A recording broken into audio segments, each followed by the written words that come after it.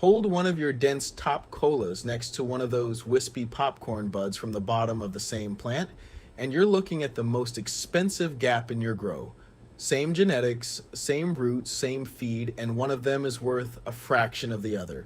The explanation you've been handed for years is that the light just can't penetrate down there. And that explanation is wrong in a way that costs you because light doesn't penetrate a canopy at all. It gets absorbed, captured, spent. By the time it reaches your lower bud sites, most of it no longer exists as light. And the part of the story nobody tells you is what the surviving light turns into on the way down, and why it's quietly instructing your lower buds to grow loose. Get the mechanism right, and Larf stops being something you trim off and starts being something you control. Here's the myth as it actually gets argued in the forums. The light can't reach the bottom, so everything below the line is a lost cause. Lollipop it, because the plant will take that saved energy and send it to the tops. Buy the fixture that penetrates deeper, and if the lowers still come out fluffy, it must be a feeding problem, so hit them with more bloom booster. Every one of those claims has a grain of truth wrapped around a mechanism that does not exist. And let me be precise, because this is not a video telling you shade doesn't matter. The shade matters more than most growers think. What's broken is the model of what shade is and what your plant is actually doing about it. If that distinction sounds like your kind of growing, the subscribe button costs you nothing. So start where the photons actually go. A healthy leaf absorbs roughly 90% of the usable light that hits it. Not blocks it, absorbs it. The energy gets converted into photosynthesis and heat, which means it's gone. Canopies follow what physiologists call an extinction curve. Every layer of leaves removes a predictable fraction of whatever is left, so light doesn't fade gently as you move down the plant. It collapses exponentially.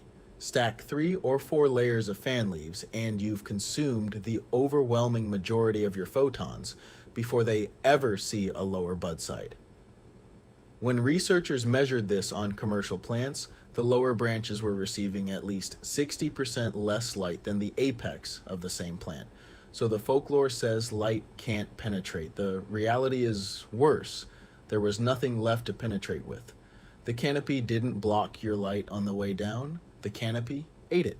Now you might walk the room with a light meter, take a reading down low and think, okay, it's dimmer, but it's not 0. Surely that's enough to build flower.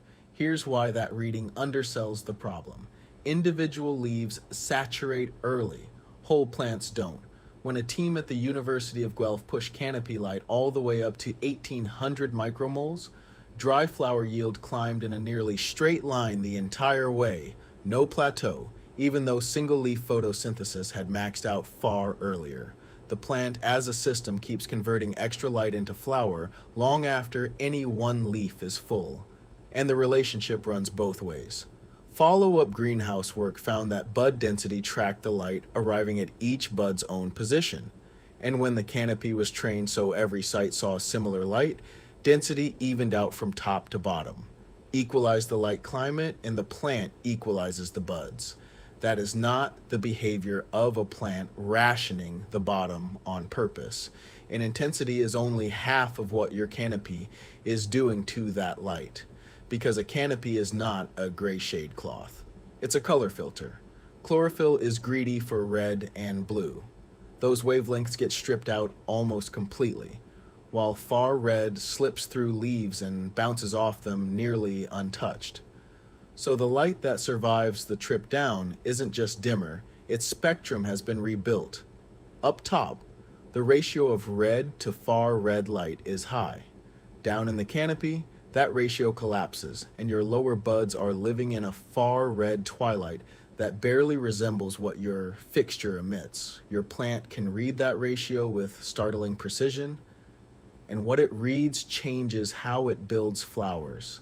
The sensor is a pigment called phytochrome, and it works like a switch. Red light flips it on, far red flips it back off. So the balance of red to far red at any point on the plant tells that exact tissue how shaded it is. And when the ratio collapses, the plant runs an ancient program called shade avoidance. Stretch the stems, spread the internodes, reach for open sky, stop investing in dense structure you can't afford. Researchers have confirmed it in this plant specifically. Drop the red to far red ratio and it elongates on cue. Now go look at your popcorn buds again. Long internodes, open, airy architecture, loose calyx spacing. That is not random weakness. That is shade avoidance morphology built to spec. Because the spectrum down there told those buds they were buried, and a buried plant stretches. It does not stack. So where does the old idea fit? The plant sends its energy to the tops. This is where the folklore gets the direction of causation wrong.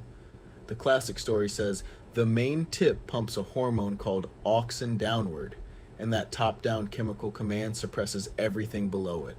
Auxin is real, and its dominance effect is real. In a vegging plant, it's a big part of why topping redistributes growth into the side branches. But when researchers actually race the signals, the textbook broke. Buds below a removed tip start growing before the auxin around them even changes. What moves first is sugar. A growing tip is a massive sugar sink, and it wins by out-eating everybody else. The shoot that demands the most photosynthate gets fed, and the buds that can't compete stay parked. Dominance is not a decree from the top. It's an economy, which turns the fate of every lower bud into one brutally simple question: who's paying for it? Hold that question for 30 seconds because the answer is the whole episode. If this channel has ever saved you a harvest, the membership is 99 cents a month. You get every video early before the public sees it, plus a set of members-only emojis for the comment section, and you keep this channel 100% independent. 99 cents, cancel anytime. The join button is right below this video, okay? Here's who's paying for your lower buds. Buds are fed, first and foremost, by the leaves closest to them. Photosynthate does not pour into one central pool that the plant ladles out by rank. Sugar moves preferentially from a source leaf to the nearest hungry sink. So a top cola sits in full intensity, surrounded by leaves running at full output, and it gets rich. A lower bud sits in far red twilight, surrounded by leaves that are barely breaking even, and the deepest shaded ones quietly flip from producers to consumers. Your lower bud is not being robbed by the tops. It's being supported by broke neighbors. That's why the energy diversion model keeps failing its predictions and the light model keeps passing them. The bottleneck was never a hormone deciding the bottom doesn't deserve flower. The bottleneck is local carbon income. If you want to know what any bud on the plant will become, audit the leaves around it. And if fluffy lowers really were locked in by internal signaling, there's a clean way to prove it. Put light where the larf lives and watch the plant refuse to use it. Researchers ran exactly that experiment. Back in 2018, a Canadian team added a modest strip of under-canopy lighting, about 95 micromoles beneath a roughly 500 micromole top light, and total dry yield jumped between 19 and almost 25%, with the gains coming from the bottom of the plant. Lower buds got heavier, the ratio of flower to waste improved, and THC in the lower canopy rose until it matched the tops. Then a 2025 study lit the middle of the canopy instead and did even better. Around 30% more dry flower, roughly a quarter more THC accumulation, more terpenes, and batch-to-batch variability cut in half. Sit with that. The bottom of your plant was never refusing to build flower. It was waiting for a paycheck. Now the honest fine print, because this is the part that protects your wallet. Those gains came from adding photons, new energy the room did not have before. When researchers instead took the same total light and simply redistributed it between top and bottom, total yield didn't move. So under canopy light is not free weight, it's a targeting tool. It converts larf into real flower, evens out the canopy, and buys you consistency from harvest to harvest. If your top light is weak, fix that first. If your tops are dialed and your bottoms are fluffy, This is the lever the data actually supports. Which brings us to the last piece of folklore, that fluffy lowers are a feeding problem.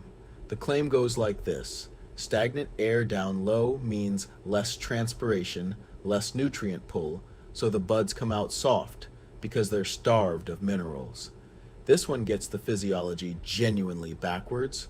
Transpiration drives one specific delivery route, the xylem, the water pipeline, and the nutrient that truly depends on it is calcium. Flowers barely transpire at all. That's exactly why calcium disorders in other crops show up in the fruit, like blossom end rot on a tomato. But sugars, nitrogen, phosphorus, potassium, magnesium, the things that actually build bud mass, travel in the phloem, and the phloem loads and unloads based on sink demand, not airflow. And across the published literature, there is no link, none, between the mineral content of a flower and how dense that flower is. Density is carbon and architecture. A fluffy bud is not under-mineralized. It's underfunded. That said, do not rip out your circulation fans because airflow absolutely matters down there.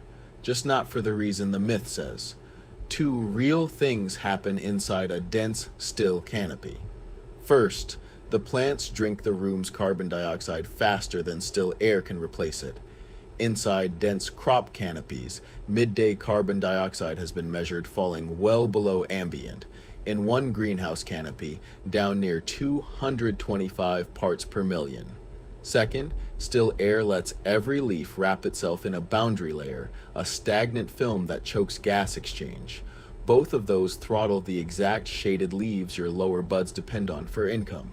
Move air through the canopy, not just across the top of it, and you raise lower leaf photosynthesis, which, as we've established, is the paycheck. And if there's another grow room claim you want put under this microscope, drop it in the comments. That's where half these episodes come from. So here's the playbook. Ranked by strength of evidence. 1. Canopy architecture. Train early. Top, bend, and spread. So your bud sites sit in one flat plane and share one light climate. That is the move the density data rewards most directly. 2. Under-Canopy or Inter-Canopy. Lighting sized as an addition, aimed at the sites you'd otherwise trim off. 3. Airflow through the interior of the canopy, keeping carbon dioxide and gas exchange up where your shaded source leaves are trying to work. 4. Selective defoliation and branch removal that opens real light channels to the lower sites, which measurably improves how evenly the plant finishes. Notice what all 4 have in common. Not one of them negotiates with a hormone. Every single one changes the light and the carbon economy at the bud site itself. You are not overriding your plant's biology, you are changing the information and the income it responds to. And lollipopping, because that might be the single most repeated yield claim. In growing, here's what the control data says. When researchers stripped the lower portion of the plant and compared it against untouched controls, removing the bottom sites by itself did not increase total yield. It didn't raise THC either. What it did change is what you harvest. Fewer sites, better average grade, faster trim, less larf in the jar. That is a real benefit. It is just not the benefit on the label. So make it an honest decision. If you cannot get light and air to the bottom of your plants, clear it and concentrate the harvest. If you can, with training with under-canopy light, the data says those lower sites will pay you back. The plant was never going to reroute that saved energy upward as a reward. That was always the myth talking. So retire the word penetration. Light doesn't punch through a canopy, and your plant was never hoarding energy at the top out of spite.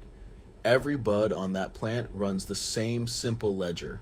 The light climate it lives in, the spectrum it reads, and the carbon its nearest leaves can earn. Small and fluffy is just what that ledger looks like in the dark. So next time you walk your room, take the meter off the top cola and hold it down where the larf lives. Then fix what it tells you at that exact spot, with light, with air, with architecture. Measure at the bud. Fund the bud. The plant will handle the rest. Peace.